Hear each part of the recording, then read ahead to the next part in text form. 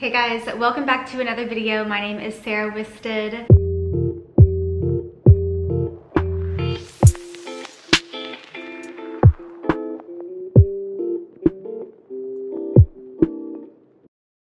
I'm excited about this video because I quite honestly have just been putting it off. It is a backyard reveal video. And I say that with hesitancy because it's not much of a dramatic reveal. It is literally phase one or phase two, if you want to call it that, to a larger backyard project. So yeah. It's just a lot of budget that has to go into it. Before I dive in, I did want to introduce today's video sponsor, which is Patio Well. If you haven't heard of Patio Well before, they are an outdoor organization company that are known for their metal sheds, plastic sheds, outdoor deck boxes, really just organizing the outdoor spaces in your home. They had a lot of really great oversized outdoor shed options, which could be great not only for storage, which is what we use it for, but it could also be used for like an outdoor hobby space, for example.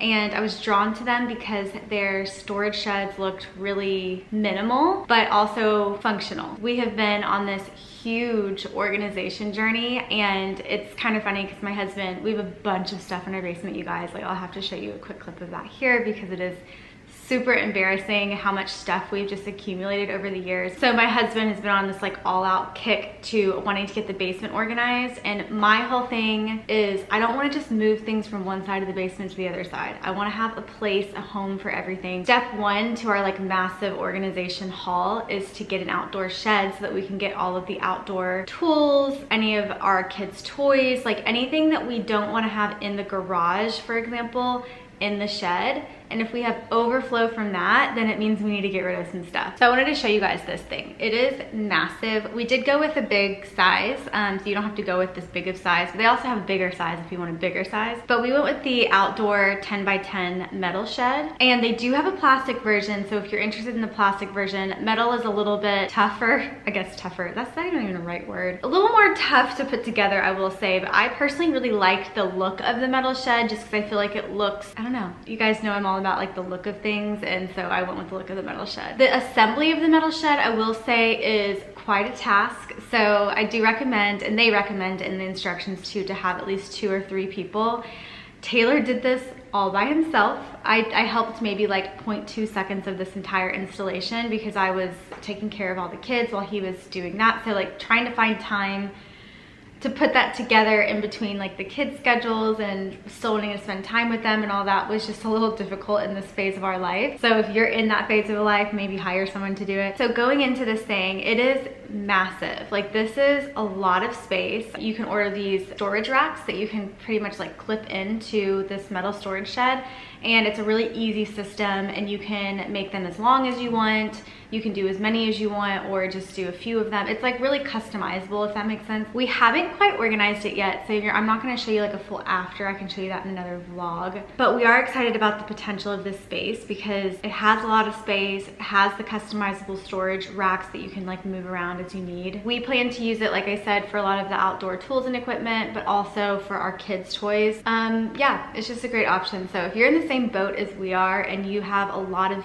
organization that needs to happen, but you don't have a shed yet, I will say that these sheds are a very great price point for what you get. So you're getting this awesome space that can be used for storage and organization, or like I said, a hobby space. Also like looks nice, which you guys know is really important to me. I do of course have a promo code for you guys, and it's SW18 for 18% off all the products on the Patio Well website, and it also includes a lifetime warranty, which is not the case for every product on there. But if you use my code, you will get a lifetime warranty on all the products.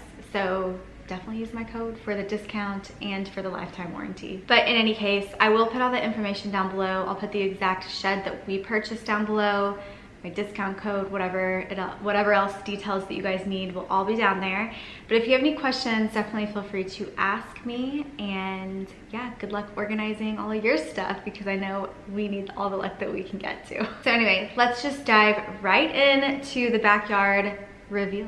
So before I show you guys the current backyard setup, I wanted to kind of share with you just kind of what it looked like beforehand so that you can see the actual transformation, because it is a pretty big transformation, but if you were to go back there without seeing the before, you'd be like, not much going on back here, but let me show you the before. Our backyard, when we bought the house, was extremely overgrown. There was this massive, and I mean massive, I think it was an oak tree in the middle of the yard. This oak tree was actually dying, which was also scary because, I mean, those of you who have kids and just live in a house with trees around it know that if a tree falls on your house, that could be a pretty devastating situation. So it was a little bit urgent to get this big one out, but we also had a few other dying, like other bigger dying trees around. So the guys actually came and just removed pretty much all the trees in our backyard. We figured it was just easier to get all of them out. And then after that, still a lot of overgrown, just like weeds and stuff in our backyard. It's a very sloped backyard. There wasn't really a space that we could put like a patch of grass. So there was just a lot of things happening in our backyard space that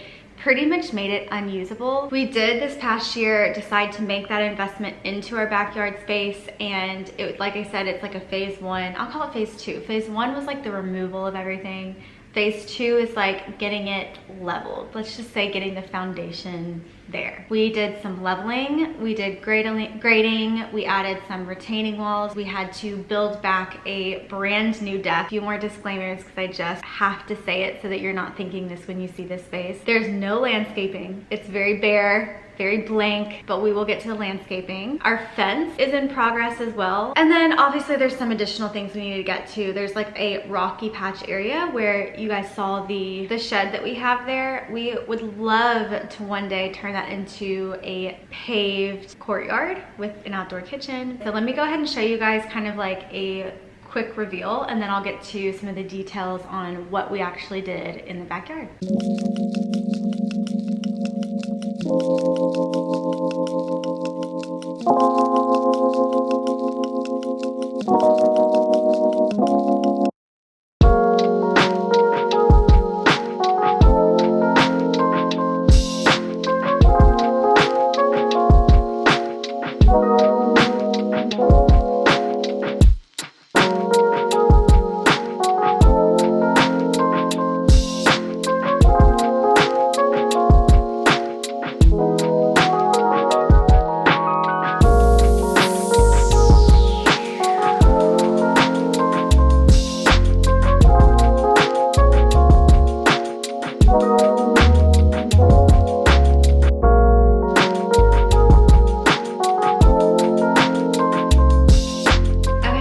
Like I said, not super impactful, but seeing the before, hopefully you can see that it is actually pretty impactful. I wanted to get into some of the details back there just because I do get some questions pretty regularly about some of the stuff that we have back there. So I think my baby's waking up. Give me 1 second.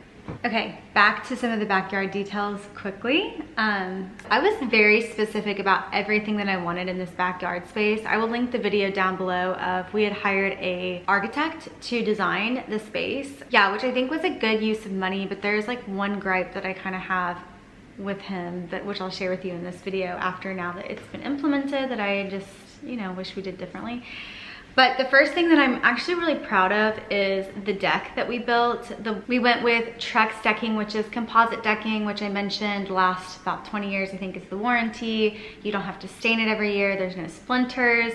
This specific one that we went to, it's called I think it was called the Transcend line, which is known to be less hot than a normal composite decking, because that was one of the concerns is it going to be too hot when we're trying to step on it when, you know, in the summertime. And so far so good. Everything, it hasn't been too hot based on what we got to use with it last summer. So we'll see how it goes this summer. The color that we went with was called Caramel or Carmel. I'm not sure how they say it. But we really liked that this was like a lighter wood. It kind of matched some of the tones of the hardwoods throughout the interior of our house. So I felt like it just it had a really nice flow from the inside to the outside. One of the main things that was really driving me on the design of this deck is I did not want a railing. I don't know if you guys have been following me for a while now, where we had this whole railing situation happening inside of our house when we replaced the railing inside of our house. I love when there are no distractions, there are not a lot of lines breaking things up, and I feel like railings, this is really dumb, and I know some of you guys are gonna be like, you're crazy, but railings that have all of the spindles or the balusters or whatever you call them, it's just a lot of lines, and I feel like it's a really impactful look. I just didn't want the distraction of all those lines. Not to mention if whatever's behind the lines, it's like you still see through it and then you see what's on the other side. Anyway, I didn't want to deal with all the lines. So I was really adamant about not wanting a standard railing, but we did need one on one side of our deck because of the height. Instead of doing a standard railing that had all the spindles or balusters, I chose to do a half privacy wall instead. I was gonna do a full privacy wall because, like I said, like, our neighbors can really see in from that area. But I also really didn't want to block off the tree. There's a beautiful tree right behind that I didn't want to block it off. It blooms really beautifully in the spring and summer.